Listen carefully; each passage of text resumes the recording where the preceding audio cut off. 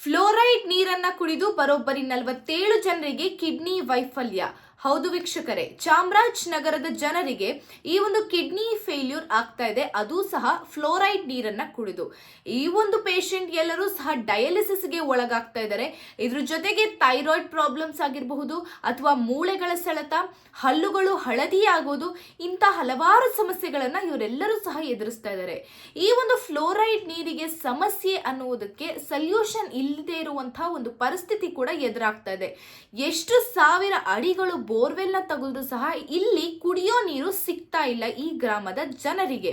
ಅಷ್ಟೇ ಅಲ್ಲ, ಯುವಕರಾಗ್ಲಿ, ಮಕ್ಕಳಾಗ್ಲಿ, ಅಥವಾ ವೃದ್ಧೆಯರಾಗ್ಲಿ ಎಲ್ಲರೂ ಸಹ ಈ ಒಂದು ಸಮಸ್ಯೆಯನ್ನು ಎದುರಿಸ್ತಾ ಇದ್ದಾರೆ. ಅಲ್ಲಿ ಬರ್ತಾ ಇರುವಂತಹ ಒಂದು ನೀರನ್ನೇ ಬಿಸಿ ಮಾಡಿ ಕುಡಿದ್ರು ಸಹ ಉಪ್ಪು ನೀರು ಅನ್ನುವಂತಹ ಒಂದು ರುಚಿಯನ್ನ ಅವ್ರು ಕಾಣ್ತಾ ಇದ್ದಾರೆ. ಆದ್ದರಿಂದ ಇವರ ಬೇಡಿಕೆ ಸರ್ಕಾರಕ್ಕೆ ಏನು ಅಂತ ಅಂದ್ರೆ ಕಾವೇರಿ ನೀರನ್ನ ಕೊಡಬೇಕು ಅನ್ನೋದು. ಸೊ ಈ ಒಂದು ವಿಷಯದ ಬಗ್ಗೆ ಅಲ್ಲಿನ ಪಂಚಾಯತ್ ಜನರಾಗಿರಬಹುದು ಅಥವಾ ಅಲ್ಲಿನ ಶಾಸಕರಾಗಿರ್ಬೋದು ಶಾಶ್ವತ ಪರಿಹಾರವನ್ನ 6 ತಿಂಗಳಲ್ಲಿ ಕೊಡ್ತೀವಿ ಅಂತ ಹೇಳಿದ್ದಾರೆ. ಅದ್ರ ಜೊತೆಗೆ 6 ತಿಂಗಳವರೆಗೂ ಅಲ್ಲಿ ಮಾಡಬೇಕಾಗಿರುವಂತ ಪ್ರತಿಯೊಂದು ಸೌಲಭ್ಯಗಳನ್ನು ಕೊಡುವಂತ ಎಲ್ಲಾ ಪ್ರಯತ್ನಗಳನ್ನ ಮಾಡ್ತೀವಿ ಅನ್ನುವಂತ ಒಂದು ನಂಬಿಕೆಯ ಮಾತನ್ನ ಸಹ ಹೇಳಿದ್ದಾರೆ. ಸೊ ಈ ಒಂದು ವಿಷಯದ ಬಗ್ಗೆ ಸರ್ಕಾರ ಆದಷ್ಟು ಬೇಗ ಒಂದು ಗಂಭೀರವಾದ ಡಿಸಿಷನ್ ತಗೊಳ್ಬೇಕು ಅಂತ ನಾವೆಲ್ಲರೂ ಸಹ ಇಚ್ಛಿಸ್ತೀವಿ. ಯಾಕಂತಂದ್ರೆ ಈ ಕುಡಿಯೋ ನೀರಿಂದ ಅದು ಜೀವದ ಪ್ರಶ್ನೆ ಆಗಿದೆ. ಸೊ ಇದೇ ರೀತಿಯಾದಂತಹ ಒಂದು ಲೈವ್ ಅಪ್ಡೇಟ್ಸ್ ಗಳಿಗಾಗಿ ನೋಡ್ತಾ ಇರಿ ಸಾರ್ವಭೌಮ ಟಿವಿ.